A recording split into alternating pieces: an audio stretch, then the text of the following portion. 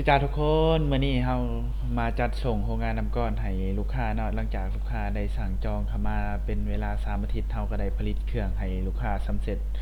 สิ้นเป็นที่เรียบร้อยเนาะมื้อนี้ก็ได้เวลาจัดส่งให้ลูกค้าเนาะ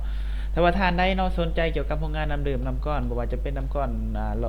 เครื่องน้อยเครื่องใหญ่เนาะหลอดน้อยหลอดใหญ่ทางบริษัทเราสามารถผลิตให้ได้ทุกท่านทุกคนเนาะบ่ว่าจะเป็นเครื่องรุ่นใดแบบใดเนาะ มาบอนเดียวบริษัทเวียดอาร์สามารถตอบโจทย์ให้ลูกค้าได้เนาะบ่ว่าทานจะอยู่แข้งใดเนาะพวกเราจัดส่งทั่วประเทศลาวเนาะจะบ่มีค่าส่งเลยเนาะค่าส่งเป็นฟรีถ้าว่าทานใดสนใจสามารถสอบถามรายละเอียดได้ที่เบอร์โทร02092414141หรือว่าทานใด